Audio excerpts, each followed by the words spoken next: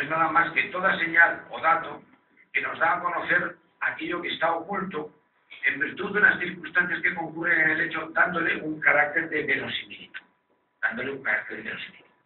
Miren, la prueba indiciaria no es ninguna novedad. La prueba indiciaria es coetánea al nacimiento del derecho penal. Les voy a poner un ejemplo muy clásico. El tema averiguar el animus necanti o el animus ledenti en una persona que ha tenido una riña y que le ha dado un empujón y lo ha matado, o le ha dado una cuchillada y no le ha matado, ¿cómo lo digo? Porque el tema es relevante. Lo que está en juego es un delito de homicidio en grado de tentativa o un delito de lesiones consumadas. ¿Cómo averiguamos? Viendo la intención y de dónde sacamos la intención, salvo que el propio agresor nos lo haya dicho. Pues la intención lo sacamos de una serie de datos indiciarios no desvirtuados que nos permitan. Por ejemplo, ¿se conocía agresor y agredido? No, no se conocía. ¿Dónde ocurren los hechos? Pues mire, estaban en una barra del bar, se gira un poco violentamente una persona y le mancha la camisa. El otro se revuelve, hay una discusión tonta, saca una navaja, o mejor dicho, no saca la navaja, es más sencillo. Le da un empujón hacia atrás, resbala y se mata. Se rompe la base del cráneo y lo mata. La muerte es evidente. Había un animus necanti. Quería matarlo. Pero que, teniendo en cuenta el contexto, los indicios en los que se ha producido la lesión, llegaremos todos a la conclusión de que no había intención de matar. Que lo han muerto es evidente. ¿Es un delito de homicidio doloso? ¿O será por imprudencia en concurso con unas lesiones dolosas? Eso sí, porque le ha dado un empujón, o le ha dado un tortazo. Pues esto es la prueba indiciaria. A la inversa, dos personas que están enemistadas, que se encuentran uno de ellos en la calle, se pelean, uno de ellos saca una navaja, le da unas cuchilladas en zonas vitales, mientras le da las cuchilladas, te voy a matar, tal.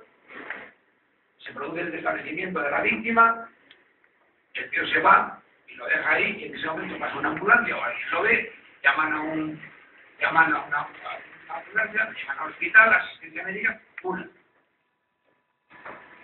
¿Tenía intención de matarlo? Vamos a ver, ¿había en instantes anteriores? Sí. ¿Cómo se produjeron las lesiones? Con el empleo de un arma. ¿Qué condición tenía el arma? Pues era una navaja, era un arma. ¿Y qué hizo con esa navaja? Le dio varias navajazos en zonas vitales. No fue en la pierna, no fue en el muslo, fue en el pecho, en los pulmones, se produjo una hemorragia. Si no hubiera pasado por ahí la ambulancia, ¿qué hubiera pasado? ¿Hubiera muerto? No, entonces estamos ante un animus necanti. Animus necanti en grado de tentativa o caso de frustración, como quiera. Hemos averiguado la intención, y estamos en un derecho penal donde lo que importa es el derecho penal del acto. No del resultado, del acto. Bueno, pues esto es la prueba indiciaria. Y esto es un ejemplo del derecho penal clásico desde la época de Carrara. Pero es que, en definitiva, esto tampoco tiene no es tan novedoso. Me remito al artículo 158 del Código Penal Procesal de ustedes, que dice: la prueba de los indicios requiere, si no se ha modificado, que el indicio esté probado, que la inferencia esté basada en reglas de la lógica, de la ciencia o de la experiencia, y que cuando se trate de indicios contingentes, estos sean plurales, concordantes, convergentes, así como no se presenten contraindicios consistentes. Pero si esto el profesor les decía, si que esto es, en fin, no tiene ninguna, no es nada novedoso. En el mundo del derecho hay dos tipos de presunciones. Están las presunciones legales y las presunciones judiciales, ad hominem. Las presunciones legales, a su vez, pueden ser presunciones juris tantum y juris et iure. La presunción juris tantum exonera de prueba al que está beneficiado con ella. Y las presunciones juris et iure son muy escasas en el mundo del derecho. Presunciones juris tantum civiles. En España tenemos, y imagino que ustedes en el Código Civil también, las presunciones posesorias. La persona que ha poseído un bien mueble en el 2003 y luego en el 2006, se supone que ha poseído también en el periodo intermedio. el que ha poseído inicialmente de buena fe se entiende que continúa hasta a no ser que se demuestre lo contrario.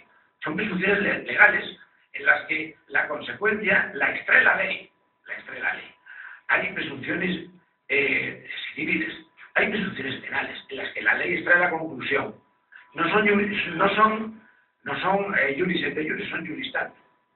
Típica presunción penal, la presunción de inocencia. La ley dice, toda persona por definición es inocente. Y es así. Usted es persona, no, usted es inocente. ¿Es una presunción juris et iure? No, es juris tantum. Por tanto, admite prueba al contrario. El beneficiario, con una presunción juris tantum, ¿qué consecuencia tiene? Se ve exonerado de toda prueba. No tiene que acreditar que es inocente. Ya la ley le concede la inocencia. En el proceso penal, por la dignidad de su consideración de ser humano. Bueno, pues en respecto de las presunciones judiciales, estamos ante una presunción fundada en la prueba indiciaria,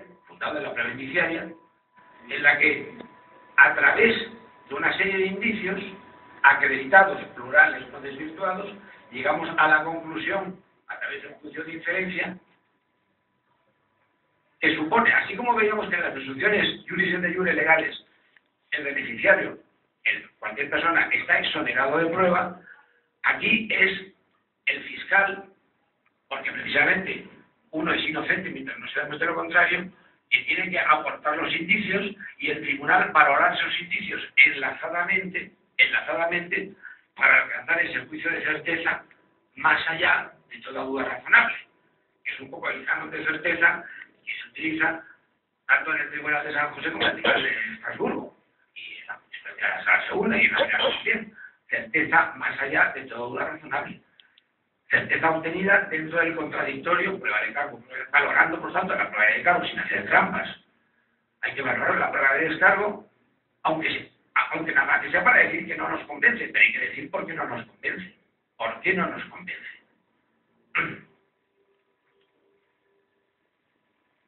Nos dice el artículo 386 de la Ley de Funcionamiento Civil Española. A partir de un hecho admitido o probado, el tribunal podrá presumir la certeza a los efectos del proceso de otro hecho si entre lo admitido y demostrado y el proceso y el presunto existe un enlace preciso y directo según las reglas del criterio humano. Es el mismo estándar de exigencia que veíamos en el código peruano. En definitiva, hay un hecho base, los indicios, un puente y un hecho consecuencia, la conclusión. Y todo esto tiene que estar explicitado, con detalle, respondiendo a los porqués, sin trampas, sin sacarse una paloma de la chistera ni de la mano. Bien, hemos dicho esto, la estructura de la prueba indiciaria. Bueno, pues la prueba indiciaria es, lo normal es que exista una serie de indicios, y cada delito genera una serie de datos en su producción. Ayer les comentaba que estamos haciendo contratos, dando pruebas constantemente en cualquier acción de nuestro día, de los días de hoy. Vamos a comer, estamos pagando con tarjeta de crédito. Tenemos la constancia de recibir de la tarjeta de crédito donde consta dónde hemos comido, a qué hora hemos comido e incluso lo que hemos comido. Cogemos el coche, pasamos la autopista, el peaje, compramos, en fin, cada día estamos dando cuenta a través de pruebas documentales, en fin, o de una manera que a veces sin darnos cuenta. Todo esto es una labor indiciaria de reconstrucción que nos permite qué es lo que hemos estado haciendo, para justificar si yo puedo decir que estaba o no estaba en el sitio donde se ha cometido ese delito. O sea, puede haber un indicio fuerte, lo normal es que haya varios. Por ejemplo, un indicio de singular potencia acreditativa es la prueba de ADN. Y a esta persona lo único que se le ha localizado 2 horas después de la muerte de la persona que apareció muerta es que hemos encontrado en su poder 2 horas después, digo 2 horas por lo que luego diré, una navaja con la sangre del fallecido. Hombre, si son 2 semanas, a lo mejor la cosa ya cambia porque ha pasado mucho tiempo, pero en 2, 3 horas, 4 horas, un día, la secuencia, el ritmo secuencial de acciones es muy próximo. Pero lo normal es que haya más datos, que si eran enemigos, que si un testigo la ha visto y demás. O sea, lo normal es que haya una correlación, una pluralidad de indicios interrelacionados entre sí, con lo cual se refuerza uno con otro y no estén desvirtuados por prueba de descargo.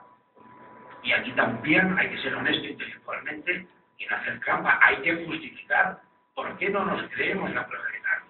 Hay alguna sentencia de la sala nuestra en tema del blanqueo precisamente, donde se declaró nula la sentencia, no se declaró nula.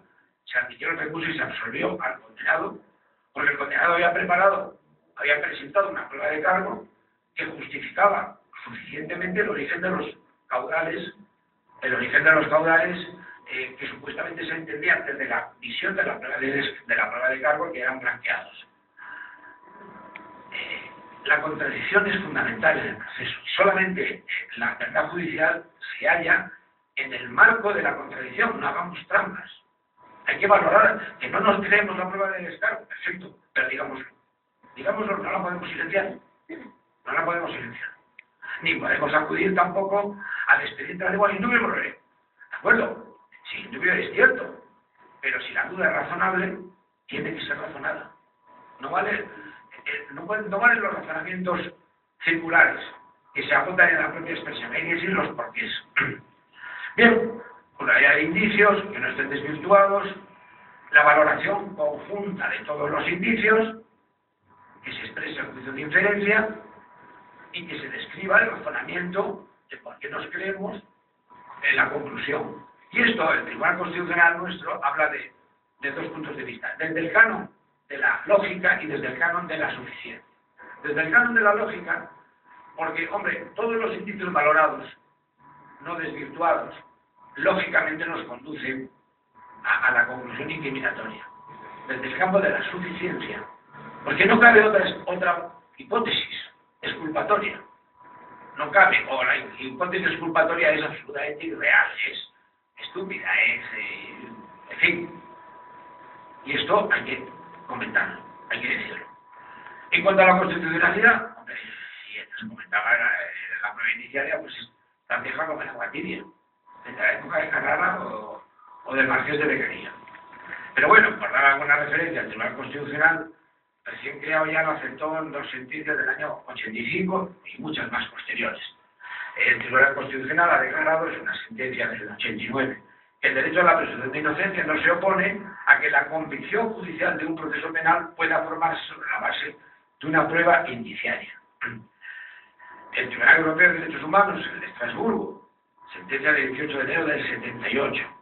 A la hora de valorar la prueba, este tribunal ha aplicado el criterio de la prueba más allá de toda duda razonable.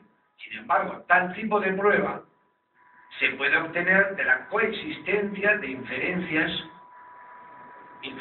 datos indiciarios, suficientemente consistentes, claras y concordantes, o de similares presunciones no rebatidas. El Tribunal de Luxemburgo es el equivalente al Tribunal de San José. Es un tribunal, su sede es en Estrasburgo, en el norte de Francia, muy cerquita de la frontera francesa, bueno, muy cerquita, a 3 kilómetros. Y que los países de la Unión Europea, y no de la Unión Europea, del Consejo de Europa, se han sometido a la jurisdicción de este tribunal. Este tribunal es una especie de, para entendernos, tribunal constitucional, es un supertribunal constitucional internacional de los países de la Unión Europea y del Convenio de Europa, firmantes del Convenio Europeo de Derechos Humanos de 1950. Y es la última palabra. ¿Entienden? O sea, contra las sentencias dictadas por los tribunales nacionales, agotadas todas las instancias, cabe recurso ante el Tribunal Europeo. Y lo que diga el Tribunal Europeo tiene que ser admitido por el Tribunal. Recientemente ha habido una sentencia que en España ha sido muy conflictiva, no muy conflictiva, lo conflictivo era la doctrina de la Sala Segunda, en la que era un tema de terrorismo, no voy a entrar tampoco en detalles, pero ha declarado inconstitucional una interpretación de un tema de cumplimiento de penas que había sido validada por la Sala Segunda del Tribunal Supremo, había sido validada por el Tribunal Constitucional, que una de las personas concernidas recurrió al Tribunal Europeo y el Tribunal Europeo le dio la razón. Y ahora estamos dando marcha atrás porque hay como 100, 150 personas condenadas por delitos muy graves, condenadas y que están cumpliendo condena, pero que a la hora del cómputo de las penas hay que hacer un cómputo tal como se venía haciendo antes de la doctrina que ha declarado inconstitucional el Tribunal Europeo. O sea, quiero decir que esto es así. O sea, estos conceptos de soberanía un poco autárquica ya han desaparecido. Tan han desaparecido que yo les comentaba el año pasado, ayer, que la extradición ha desaparecido dentro de la Unión Europea, en el conjunto de países Schengen, porque la entrega directa está reconocida. Bien, yendo un poco más deprisa.